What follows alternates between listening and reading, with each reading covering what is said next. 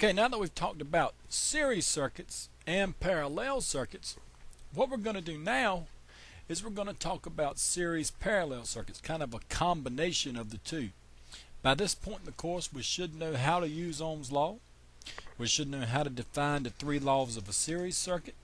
We should know how to define the three laws of a parallel circuit. So, based on those premises, we're going to go in and continue on series parallel circuits. If you don't know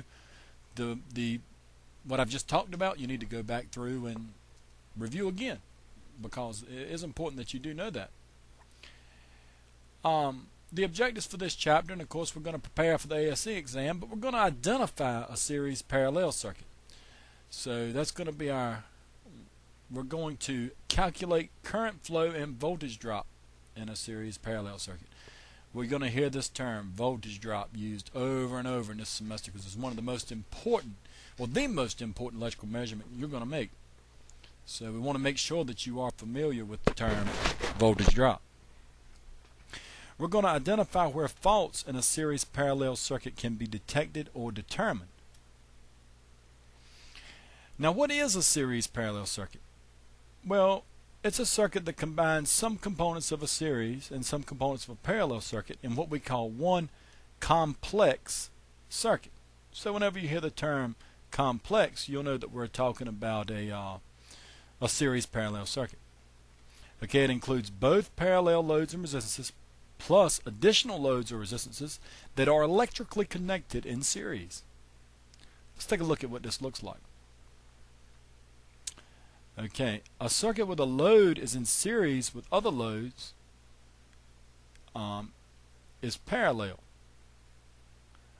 Okay, so we look at this being a series parallel. Well, that means what? That means that this point is series. That means from here to here we have one path, and it's series. But from here to here we got two paths. So it's what we call a series parallel circuit. Okay. Where do we see series parallel circuits? Well, you see them on the car in various places. Lighting is just one place you'll see them. Beyond that, you see them in lots and lots of different places. And here, lighting is probably one of the circuits we're going to most talk about in this. But you will see this a lot as we move on. Lighting is a great example. In a conventional parallel circuit, such as a taillight circuit, had an electrical fault that increased the resistance of one branch of the circuit, then the amount of current flow through that one branch will be reduced. Oh, so what are they saying? Well, what that's saying is, let's imagine we had let's just say a two-branch parallel circuit, or series parallel circuit, as the case may be. Okay, here's my circuit. Let's say I got a 12-volt battery, and I've got a 2-ohm resistor over here and a 4-ohm resistor over here. Now I know that voltage, as one of my laws, I'm going to have 12 volts down each branch. So what's my amperage flow? Well, going back to using Ohm's law, like I said, as you should become pretty familiar with by this point, if I've got 12 volts and I divide it by the resistance in that branch, that's going to tell me I've got 3 amps in this branch, and it's going to tell me I've got 12 divided by 2 ohms in this branch, so that's going to tell me I've got 6 amps in this branch, right? Okay, I've got 9 amps total in the circuit. Okay, now what this was saying back here is, if a taillight circuit had an electrical fault that increased the resistance in one branch of the current circuit, then the amount of current flow through that one branch will be reduced. Whew, ain't that a mouthful? Alright, well, all it's saying is this. Let's say I had an electrical fault, and one electrical fault is increased resistance. Okay, so let's say in this particular branch, and I'm going to erase my amperage. We know we got 6 amps starting through here. Well, let's just leave it there. And let me pick me a different color pen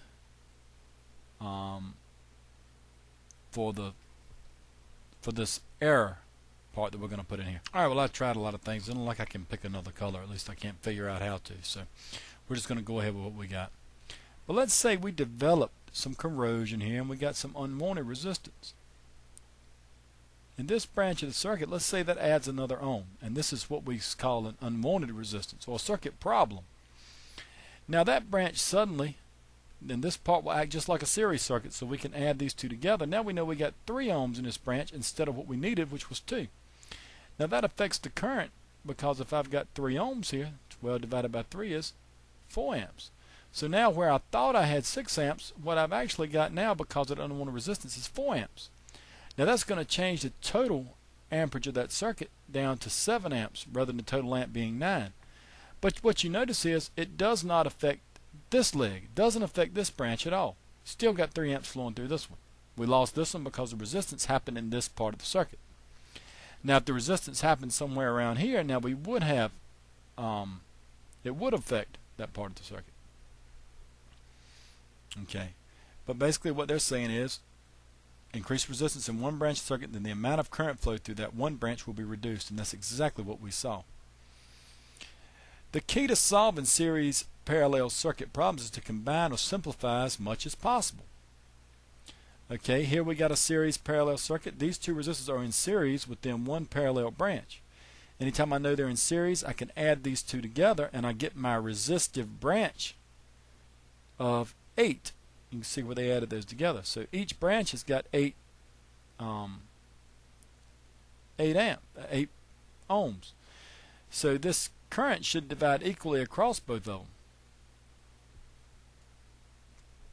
them. Okay. Each of these 4 examples includes solving for the following: total resistance, current flow and amperage through each branch, as well as total current flow and voltage drop across each resistance. So let's look at some of these examples here and see what we can do with them. Alright, here's a series parallel circuit example. Okay, when I look at this, what I'm seeing is now I want to know what the value of this resistor is. Doesn't tell us, does it? Alright, really interesting when we look at this one, because at first it looks confusing. Well, if I got a branch here, if I got a branch here, how much do I lose out of this resistor? Well, let's simplify as much as possible. Okay, what I can do is I can break this part off, and let's treat this as one series resistor. How do I do that? I calculate my total resistance in this circuit, and I know I can do that by going back to my parallel circuit laws, and my total resistance is going to be equal to the value of one resistive branch divided by the number of branches that I have. So that tells me in this branch I've got 2 ohms, right? So now, I mean, really I could redraw the circuit like this, which is something that we're real familiar with, which is a series circuit. I've got, I don't know how many ohms here. I've got 2 ohms here. But I know my total amperage is 3 amps through the whole entire circuit. So let's look at this and say, here's my 12 volts. Here's my amperage of 3 amps. 12 divided by 3 is going to give me 4 ohms. Well, I know if this one is 2 ohms, then this one over here has to be 2 ohms to give me a total of 4. So I've just solved that problem by simplifying this parallel part of the circuit. Let's look at the next one. What's the next one ask me? What's the voltage? Okay, now I've got an E here. I don't know my voltage, but what I do know is my total amperage is 3 amps. And what's my total resistance? Well, let's simplify. Anytime loads are in series, I can add the resistance together. So in this whole entire branch right here, from here to here, I've got 8 ohms, right? Same thing here. If I look at these, I can add these two together. I can't add these, but I can add these two together and get 8 ohms. Now I know that my total resistance has got to be smaller than my smallest resistive branch. So I can't just add these together and get 16. What I've got to do is, since they're equal resistances, I can take the value of 1, and divide it by the total number of branches that I have, which is 2. So I'd end up with the total resistance being 4 ohms, right? Okay, so now my total resistance is 4 ohms. So now I know that I've got 3 amps. I've got a total resistance. My 4 is having a hard time, of 4 ohms. 3 times 4 gives me 12 volts. Now don't let this deceive you, because your voltage doesn't necessarily have to be 12 volts. I could have changed that and changed the problem on you to make you calculate that voltage as being much higher or much lower. So don't get caught up into thinking that it has to be 12 volts because that's what your battery is, because it doesn't. What don't we know in this one? We don't know our amperage, right? Does this one become difficult to solve? Well, how do we look at this one? Because we've got so many different resistances here. But before we can find total amperage, we've got to take our voltage using Ohm's law, and we've got to be able to divide by our resistance to get our unknown amperage. Okay, we could be able to calculate total resistance, but we're going to have to see how this works. Now let's not let this get confusing, because what we've got is a splice right here at this point. So we've got one branch here, right? We've got one branch here. That's pretty much what we're dealing with. So we can add these up across it. This branch, 4 and 4 is 8 ohms, right? And this one's already 8 ohms. So again, for my total resistance, I can take the value in one branch and divide it by the number of branches, which is 2. Now I end up with this entire part of the circuit right here being a 4 ohm resistance.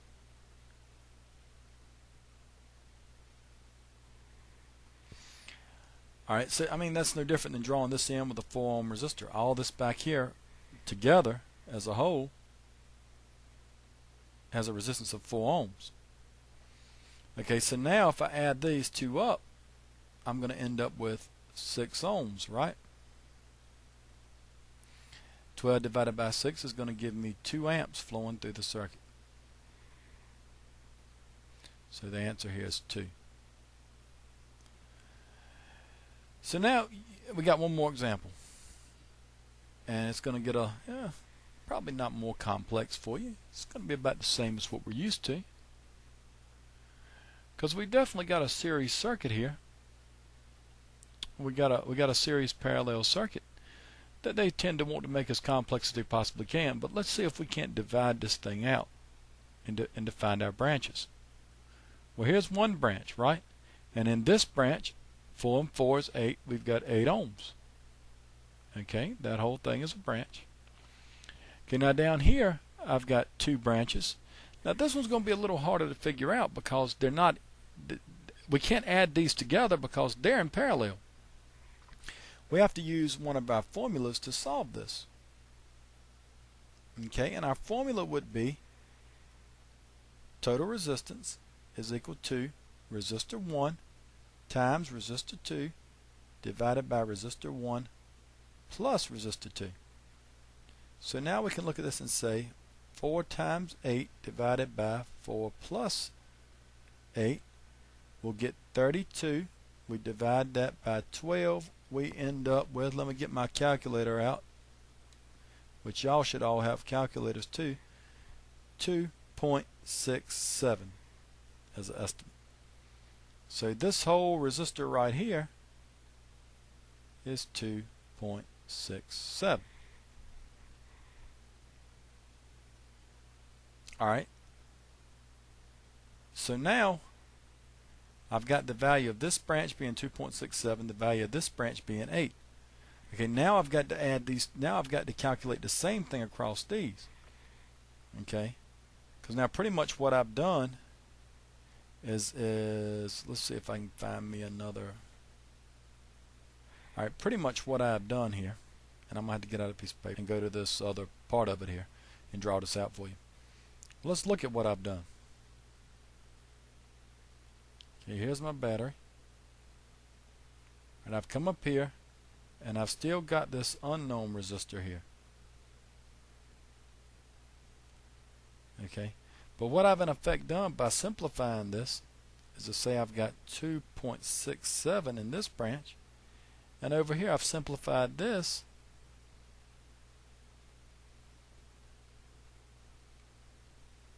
to be 8 ohms.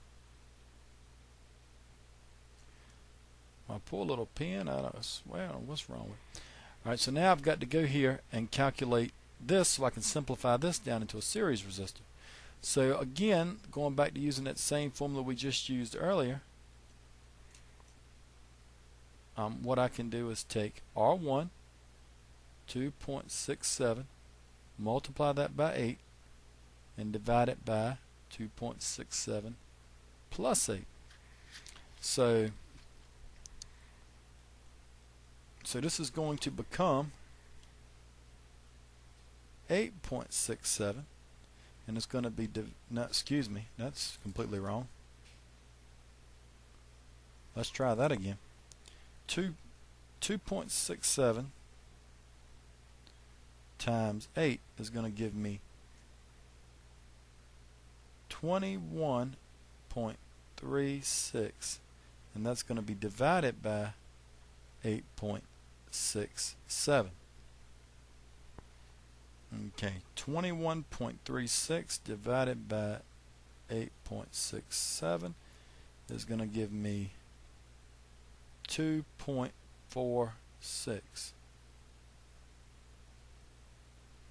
So that then becomes the resistance of this entire part right here. It becomes 2.46. Okay, so now 2.46 for this part, and now I've further simplified this. If I want to look how I further simplified it, what I've done is I took these out,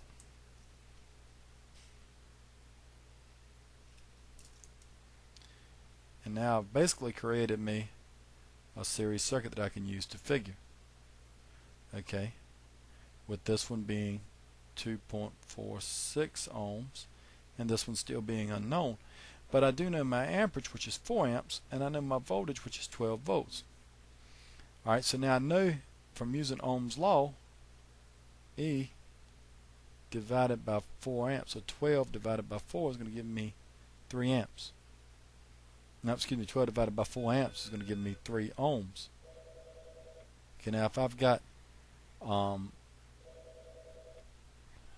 we've simplified it. I got a phone call, so I got a little bit off, but hopefully we're back on now in the right spot. But we know we got 3 ohms flowing in the circuit. So now if I know this value is 2.46 ohms, okay, then all I've got to do is subtract that from the 4 amps that I've got flowing in the circuit. So 4 amps, okay, what's that going to give me? It's going to give me 1.54. So now I know I've got 1.54 ohms here. So this answer then becomes 1.54. And I know that might have been a little bit complex to work, but all we're doing when we look at this stuff, all we're doing is, no matter how complex the circuit might be,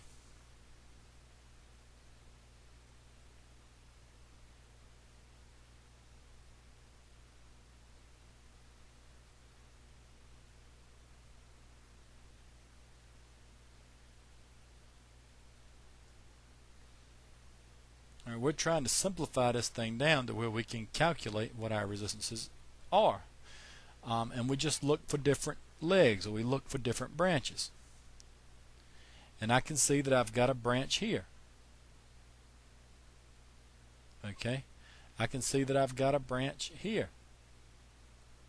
And I can see that I've got a branch here. So the key here is simplify. If you can do that, you can solve them. Any questions, please direct them to me. You can do that 3 ways, or even more. Alright, we got 4 ways. You can email me. There's my address. You can call me. There's my telephone number. You can get on Skype and download Skype. I know some of y'all haven't taken advantage of that, but it's a good method to communicate, and you can put that in there and add me as a contact. You can also come by my office 122A. However, I do like it if you come by my office if you'll call first. There might be a million things going on, and if you call, I can make sure that we set up an appointment so that I can adequately assist you and set time aside for us to talk. Because if you come in at 1:55 and I got a meeting at 2 o'clock, it's going to be hard for me to help. But like I said, if you just give me a call, you email me, you'll Skype me, however I can help you, please let me know. All right, I thank you, and I will talk later. All right, thank you.